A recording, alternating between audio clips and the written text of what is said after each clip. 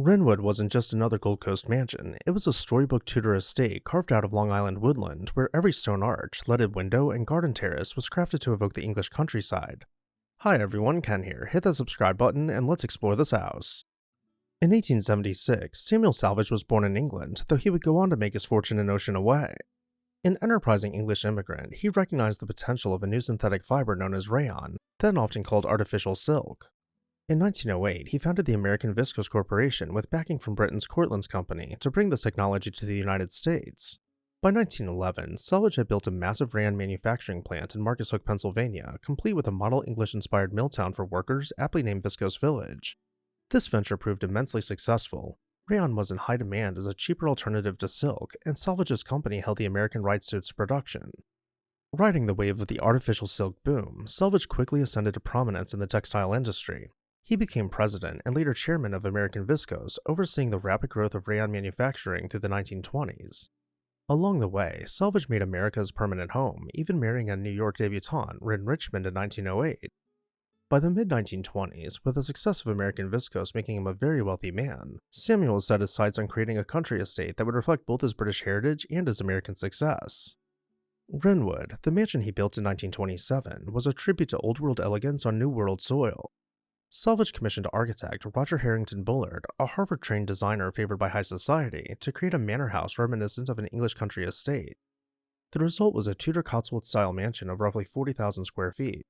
The sprawling residence boasted 60 rooms and was set on a lush 51-acre parcel in Old Brookville, Long Island. In keeping with its English inspiration, the property included charming accessory buildings and features: a stone gatehouse at the entrance, extensive formal gardens, a stone bridge over a wooded ravine on the approach, several cottages for staff, a greenhouse, and even a 5-bay garage for the family's motor cars. We'll see more of the grounds soon, but first let's take a closer look at some of the details. The manor's exterior is built of warm buff limestone and timbering reminiscent of the Cotswolds, anchored by 17 fireplaces and steep gable roofs. Tall chimneys, an asymmetrical front facade, and leaded diamond pane windows all contribute to an authentic Tudor Revival look. Master ironworker Samuel Yellen was commissioned to craft ornate wrought iron hardware, from lanterns and downspouts to decorative brackets and weather vanes, adding an extra layer of craftsmanship to the home. Now backing out again, from the moment you enter the estate, you would be approaching the gatehouse. Its simplistic layout and grand details were heralded in publications of the time as being ideal for a smaller home, almost ignoring that it was only meant to be staff quarters. Not to be outdone by the architecture, the gardens of Renwood were equally magnificent. Famed landscape architect Ellen Biddle Shipman designed the grounds, which became renowned for their award-winning plantings and elegant layout.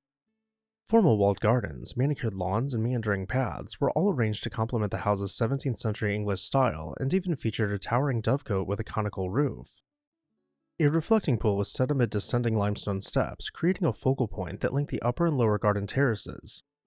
During Salvage's time, the gardens were bursting with color and variety. Mrs. Shipman's design was considered one of her masterpieces, and photographs of Renwood's landscaping were even archived by the Smithsonian Institution as exemplary American gardens. Nestled beyond a smaller pool, we find the tea house, perhaps the most rustic of all the ancillary buildings. It was designed to be extremely simple while still maintaining the overall charming aesthetic of the estate, and simultaneously, it was meant to anchor the garden wall. The interior was every bit as simple and rustic as the exterior, but just as we'll find with the rest of the estate, the true beauty lies in the tiniest of details. At the far wall, we can take a step in to see the diamond window up close, noting the whimsical motifs of pears, a bird, and even a potted plant. Exiting the tea house, this is now our view looking back at the main house. Let's begin making our way over to it. Walking atop the giant stone slabs that compose the patio, we'll pass by the living room's loggia and make our way towards the gate. We'll begin circling around to the other side of the house, cutting through the forecourt. Along the way, we see more fantastical details, from that fanciful ironwork to incredible stone relief work. Finally, we find ourselves back on the entrance drive and can for the first time see a clear view of the front door. This is where we will enter the house and begin exploring its interiors. Once inside, we step into the main hall, where a leaded glass bay window casts multicolored light across the pointed stone arches. Long galleries crowned by groin vaults beg us to explore deeper, but we aren't quite ready to go that far in yet. Nearby, we find the grand staircase with carved figures gracing the newel post, though we'd be remiss to not look down and note that these giant stone slabs we saw on the patio continue indoors to clad the floor. Soon the ceiling expands dramatically to welcome us into the library, where a half-timbered vault soars nearly 3 stories overhead. Despite its grand scale, we'll find that it is still a cozy gathering space for the family with overstuffed furniture clustered around a wide hearth. And if you look closely, you'll see a staircase twisting away in the corner. I wonder where this leads. As we head up, we can admire how perfectly each layer of the spiral staircase has been cut from a single stone, so that each layer creates perfectly clean lines as it transitions to the next. At the top, we find the couple's suite, complete with an ingle nook, exposed beams, a massive bay window, and even a cuckoo clock to drive home the aesthetic. Let's head back downstairs and continue exploring the public rooms.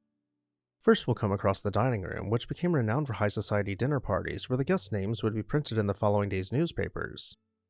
Glitter aside, it's the plasterwork that I'd like to draw your attention to. A truly unique blend of English and American sensibilities playing out across the upper mantel and frieze. Next, we'll happen upon the living room, with highly contrasting friezes in formed plaster and carved oak competing for attention above a massive limestone fireplace. While we view a few more pictures of the house, let's get back to our story. In recognition of his role in establishing the Rayon industry, which had significant implications for fashion and wartime materials, Samuel was knighted in 1942 by the British government for his service to the industry. In the summer of 1946, Samuel passed away at the age of 69, ending a remarkable life journey. After her husband's death, Lady Mary Salvage did not keep Renwood for long. Maintaining such a grand estate without its master was a daunting prospect. Renwood's story took many twists and turns after Sir Samuel's era, reflecting the changing fortunes of America's great estates. Margaret Emerson Vanderbilt, one of the nation's richest women, purchased Renwood in 1946. In 1960, Renwood found a new steward when it was sold to Irving Lundy, the proprietor of Lundy's famous seafood restaurant in Brooklyn. Renwood itself began to deteriorate due to its immense maintenance needs and perhaps a lack of full-time use. By the late 1970s, the once grand estate was reportedly at risk of being torn down, following the sad fate of so many historic homes of its kind. Fortunately, Renwood was spared the wrecking ball. In 1979, the property was acquired by Banfi Vintners, an international wine company with roots in Italy. Banfi saw potential in Renwood far beyond a private residence. They chose to make the mansion their U.S. headquarters, a prestigious office setting and a living symbol of the company's emphasis on tradition and quality. Renaming it Villa Banfi, the firm embarked on a comprehensive restoration to return Renwood to its former glory. Over 3 years, they repaired stonework, restored wood paneling and ceilings, refurbished the leaded glass windows, and revived the formal rooms, painstakingly preserving the irreplaceable period detail that made Renwood unique. The once neglected gardens were also rejuvenated. Banfi planted 45 acres of vineyards on the estate's gentle slopes, intertwining a new agricultural life with the historic landscape. Thanks to this effort, Renwood still stands today in magnificent form. And with that, I'll turn it over to you. What did you think about Renwood? Let me know down below in the comments section.